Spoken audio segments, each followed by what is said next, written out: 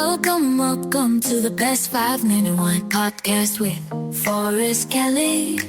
Is communicating all of this information to your that's in your brain and not making people feel like, your job is to make people elevate their experience. Your job is to show up to the table and to help them spend money wisely on a great bottle of wine, pair it well with food, and to enliven their life and to elevate their experience. That's really what the goal of a great sommelier is.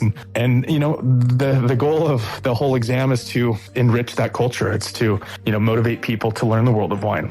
And to go share that experience with people to keep that alive, because I think it's such an art to share food and wine with people that don't know it, and to be able to say, hey, here's this incredible bottle of wine. I know you only have $55 to spend tonight, but I'm going to find you something special, and you're going to leave here with a smile on your face. So when you're out and about and doing all of your things, whether it's, having dinner with your wife at a nice restaurant or wherever, when you get ready to bring that, glass of wine up to your mouth, do you feel everybody's eyes watching you to see your reaction on your face? No, it depends on where I am. I mean, if I'm in a group of people and I'm blind tasting and, or if I'm doing an event, which I do a lot of events, private events for the YPO and different sort of, big legal firm, they invite 100 of their clients and I put on a show and talk about the world. But, not really anymore. I mean, I think it's calmed down since the movie, but I don't really feel like I'm on the spot. Like I might, if I'm at like a famous restaurant in Europe or something like that, and the sommelier staff might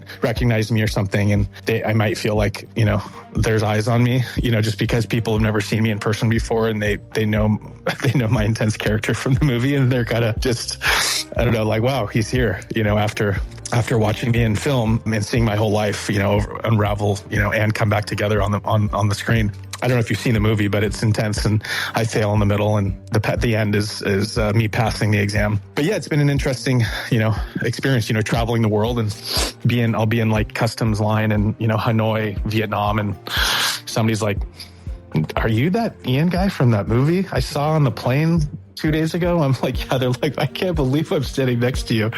And, I've been stopped in the streets of Austria and Mexico. And, a lot of people have seen it, millions and millions. And it's interesting that experience of, just like trying to pass this really hard exam. And somebody's like, hey, can we just kind of interview you and follow you a little bit? And next thing you know, people are stopping you in the street 10 years later. It's just it's an interesting life experience. That's all I'll say.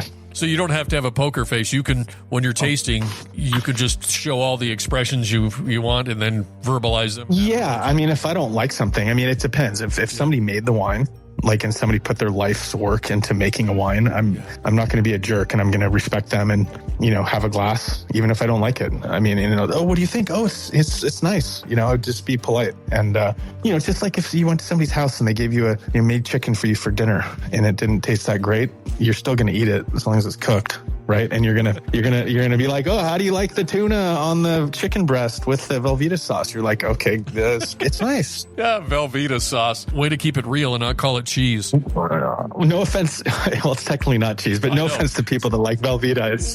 It's just a joke. Yeah, exactly. It's like, those are not cheese slices. They're milk products.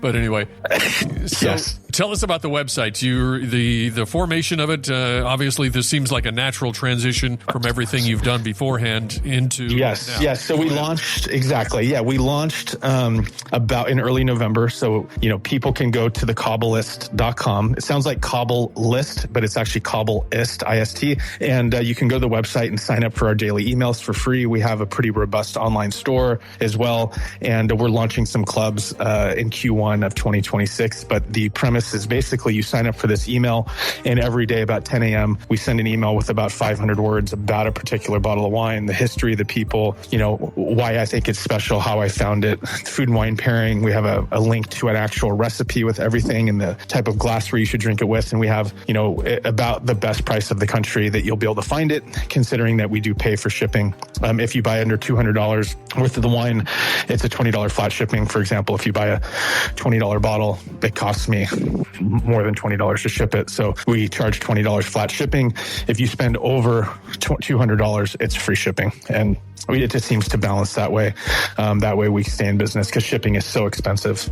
Shipping a 6-pack will cost somewhere between $25 and $55 a bottle, depending on where you're shipping it around the country. Yeah. So the Caublelist is a daily email offer company that we're launching other avenues, like a monthly club. We're going to do a $125 4-pack every month with a different theme.